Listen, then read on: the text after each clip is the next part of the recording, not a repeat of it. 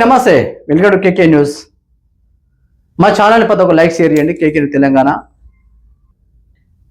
అదే విషయం కాకుండా ఇలా తమిళనాడు కానీ రాష్ట్రం, మన తెలంగాణ రాష్ట్రం కానీ టోటల్ మన ఇండియాలో కానీ స్కూళ్ళ విషయంకి వస్తే కొన్ని కోట్ల రూపాయల స్కామ్ ఇది.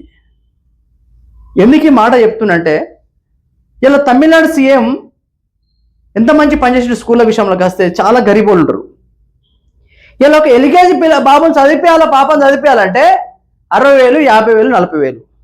ఎల్కేజీ ఏం చదువు చెప్తారు వాళ్ళ స్కూల్ వాళ్ళు? అది కాకుండా ఫీజులు విచ్చలవిడిగా ఫీజులు 1,10,000, 1,20,000, 1,30,000, 2 లక్షలట ఫీజులు. ఏమన్నా అద్దుపద్దు ఉందా అసలు? ఎవరిచ్చిన వీళ్ళకు రైట్స్ అసలు?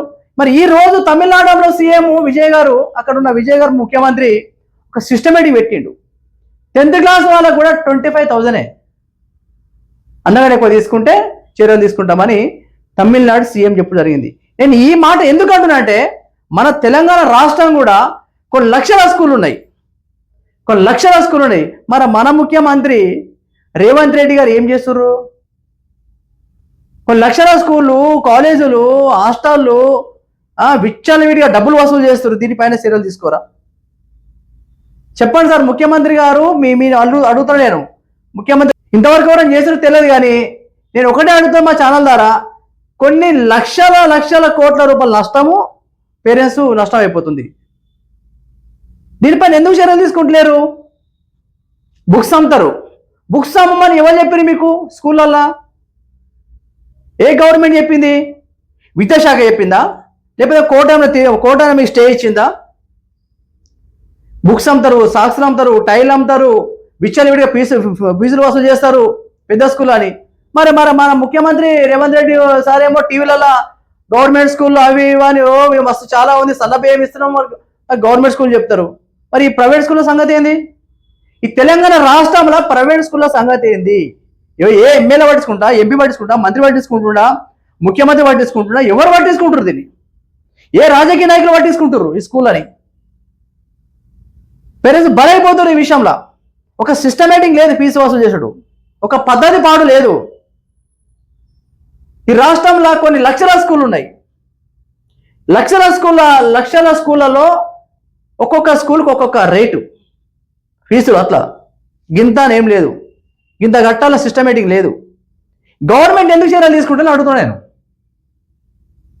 ఎప్పుడు దీని మీద కొట్టాడు తప్ప విద్య మీద ఎవరు కొట్టాడుతారు? అసలు ఏం చేస్తారు? ఇలా బండ్లు అమ్ముకొని, లేకపోతే బంగారం కూడా పెట్టుకొని, భూములు కూడా పెట్టుకొని పిల్లలు చదివిస్తారు. ఒక ఆటో నడిపించే డ్రైవరు ఒక 2 పిల్లలు చదివించుకోవాలంటే ఏ స్కూల్ వేసినా 2 పిల్లలకు సంవత్సరం ₹1,00,000 కావాలి, 1,20,000 కావాలి. అదేంటి సిస్టమ్? ఏమని అంటే మరి గింతే అంటారు.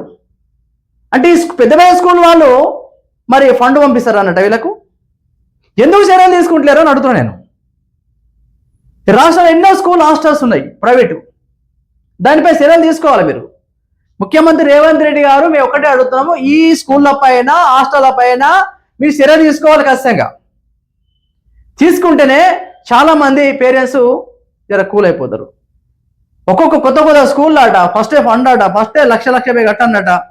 ఏం చెల్లి కడతారు అసలు? ఏంది ఈ బుక్స్ అమ్ముడు? ఎక్కడిది బుక్స్? అయితే కొన్ని లక్షల కోట్ల స్కామ్ అది. ఏ విద్యాశాఖ చెప్పిండా ఇంత అమ్మాలని? ఇక కొన్ని స్కూళ్ళు అయితే 200 గజాలు ఉంటాయి, 200 గజాల స్కూల్ ఉంటుంది, ప్లే స్కూల్ ఉంటుంది.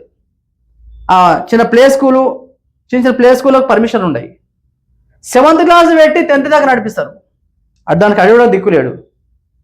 దాంతో పాటు ఓ స్కూల్ గ్రౌండ్ ఉండదు. అసలు వీళ్ళు అడిగడం లేనివాడు, వీళ్ళు ఇష్టమని చేస్తారు. ఇదంతా గవర్నమెంట్ పట్టించుకోవాలి. ఈ మాట ఎందుకు చెప్తున్నంటే, అక్కడ తమిళనాడు ముఖ్యమంత్రి విజయ్ గారు చేస్తుండే కాబట్టి మన తెలంగాణ రాష్ట్రంలో మన ముఖ్యమంత్రి కూడా కొట్లాడాలి. మన ముఖ్యమంత్రి ఒక సిస్టమ్ పెట్టాలి.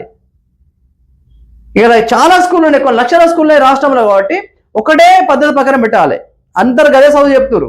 ఎల్కేజీ పిల్లలకి ఏమొస్తుంది? వాళ్ళకి 60,000, 50,000. ఎల్కేజీ పిల్లలకి ఏమైనా చదువు వస్తుంది? వాళ్ళకి 60,000, 70,000 ఫీ తీసుకోవాలి స్కూళ్ళల్లో ఉన్నాయి. నేను స్కూల్లో ముంగడికి లైవ్ చూపిస్తాను. నేను ఈరోజు స్టూడియోలో మాట్లాడుతున్నా, కానీ నేను ఏం చేస్తానంటే రేపర్స్ ఉంది, ఒక్కొక్క స్కూల్లో ఎంత అవుతుందో కొటేషన్ చేసి చూపిస్తా కెమెరా ముందు. ఓ 50 స్కూల్ తిరుగుతా, 50 స్కూల్లో అది మొత్తం లిస్ట్ మొత్తం పెడతాం. ఇదే ఉప్పల్, ఇదే హైదరాబాద్లో. ఏ స్కూల్ సిస్టమేటిక్ లేదు, ఫీజు మొత్తం లాగుతూనే ఉంటారు. ఈ ఫీజు ఆ ఫీజు అని మొత్తం లాగుతుంటారు.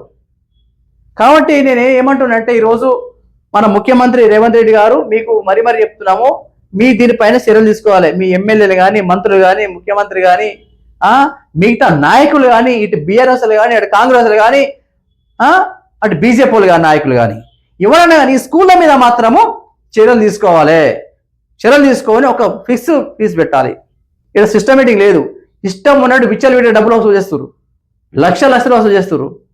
అది గరీబోలేడు బిరీబోలేడు ఎట్లా పడితే వసూలు చేస్తారు.